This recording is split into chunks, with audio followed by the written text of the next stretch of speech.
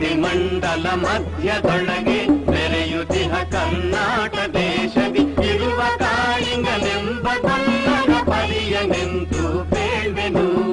ಎಳೆಯ ಮಾವಿನ ಮರದ ಕೆಳಗೆ ಒಳಲನೂದುವ ಗೊಲ್ಲ ಗೌಡನು ಬಳಸಿನಿಂದ ಗುರುಗಳನ್ನು ಬಳಿಗೆ ಕರೆದನು ಹರುಷದಿ.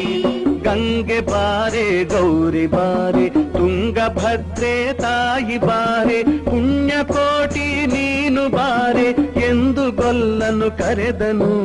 ಗೊಲ್ಲ ಕರೆದ ಧ್ವನಿಯ ಕೇಳಿ ಎಲ್ಲ ಹಸುಗಳು ಬಂದು ನಿಂತು ಚೆಲ್ಲಿ ಸೂಸಿ ಹಾಲು ಕರೆಯಲು ಅಲ್ಲಿ ತುಂಬಿತು ಬಿಂದಿಗೆ. ಸತ್ಯವೇ ಭಗವಂತನೆಂದ ಪುಣ್ಯಕೋಟಿಯ ಕಥೆಯಿದು.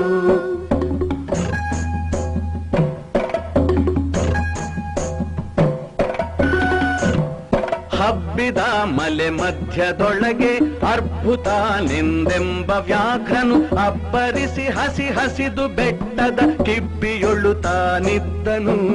ಸಿಡಿದು ರೋಷದಿ ಮೊರೆಯುತ್ತಾ ಹುಲಿ ಗುಡುಗುಡಿಸಿ ಹೋರಿಡುತ್ತ ಚಂಗನೆ ತುಡುಕಲೆರಗಿದ ರಭಸ ಕಂಜಿ ಚದರಿ ಹೋದುವು ಹಸುಗಳು.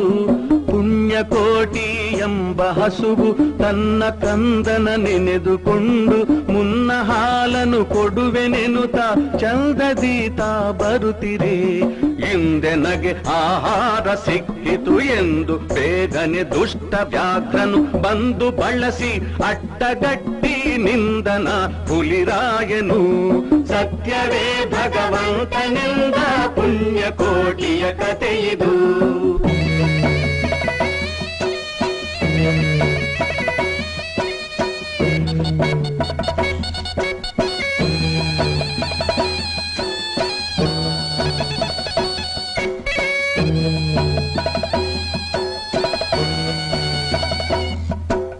ಮೇಲೆ ಬಿದ್ದು ನಿನ್ನ ನೀಗಲೆ ಬೀಳ ಹೊಯ್ವೆನು ನಿನ್ನ ಹೊಟ್ಟೆಯ ಸೀಳಿ ಬಿಡುವೆನು ಎನ್ನುತ್ತ ಕೋಪದಿ ಕೂಳ ವ್ಯಾಘ್ರನು ಕೂಗಲು.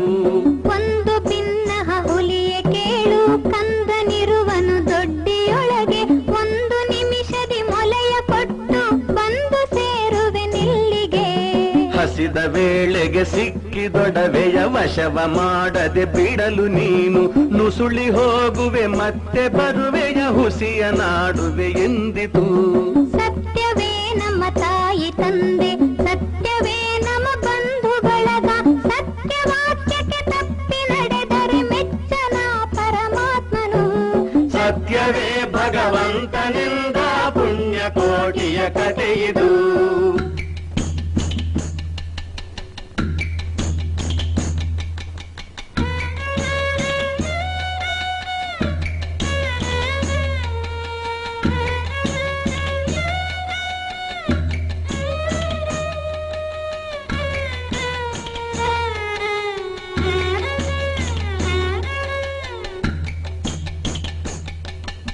ಒಂದು ತಿನ್ನುವೆನೆಂಬ ಹುಲಿಗೆ ಚಂದದಿಂದ ಭಾಷೆ ಇತ್ತು. ಕಂದ ನಿನ್ನನು ನೋಡಿ ಹೋಗುವೆನೆಂದು ಬಂದೆನು ದೊಡ್ಡಿಗೆ. ಆರ ಮುಳಿಯನು ಕುಡಿಯಲಮ್ಮ, ಆರ ಸೇರಿ ಬದುಕಲಮ್ಮ, ಆರ ಬಳಿಯಲ್ಲಿ ಮಲಗಲಮ್ಮ, ಆರು ನನಗೆ ಹಿತವರು. ಅಮ್ಮಗಳಿರ ಅಕ್ಕಗಳಿರ ನಮ್ಮ ತಾಯೊಡ ಹುಟ್ಟುಗಳಿರ, ನಿಮ್ಮ ತಂದನೆಂದು ಕಾಣಿರಿ ತಬ್ಬಲಿಯ ನೀ ಕರುವನು.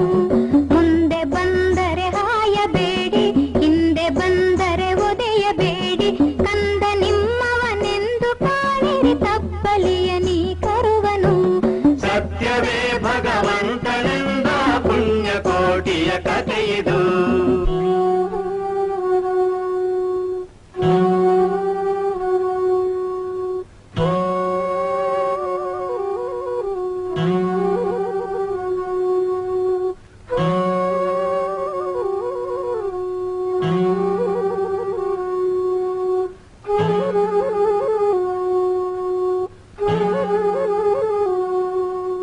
ತಬ್ಬಲಿಯು ನೀನಾದೆ ಮಗನೇ, ಹೆಬ್ಬುಲಿಯ ಬಾಯನ್ನು ಹೊಗುವೆನು. ಇಬ್ಬರಾರುಣ ತೀರಿತೆಂದು ತಬ್ಬಿಕೊಂಡಿತು ಕಂದನ.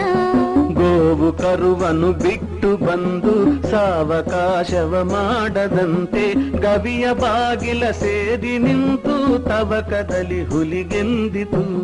ಖಂಡವಿದೆಕೋ ಮಾಂಸವಿದೆಕೋ ಗುಂಡಿಗೆಯ ಬಿಸಿ ರಕ್ತವಿದೆಕೋ ಚಂಡ ವ್ಯಾಘ್ರನೆ ನೀನಿದೆಲ್ಲವನುಂಡು ಸಂತಸದಿಂದಿರು. ಪುಣ್ಯಕೋಟಿಯ ಮಾತ ಕೇಳಿ ಕಣ್ಣ ನೀರನ್ನು ಸುರಿಸಿ ನೊಂದು ಕನ್ನೆಗಿವಳನು ಕೊಂದು ತಿಂದರೆ ಮೆಚ್ಚನ ಪರಮಾತ್ಮನು.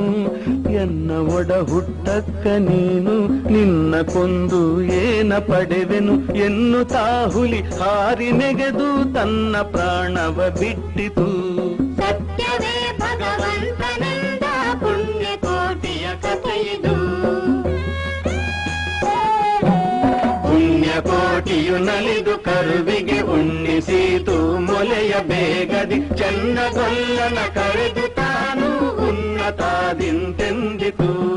ಎನ್ನ ವಂಶದ ಗೋಗಳೊಳಗೆ ನಿನ್ನ ವಂಶದ ಗೊಲ್ಲರೊಳಗೆ ಮುನ್ನ ಪ್ರತಿ ಸಂಕ್ರಾಂತಿಯೊಳಗೆ ಚೆನ್ನ ಕೃಷ್ಣನ ಭಜಿಸಿರೈ.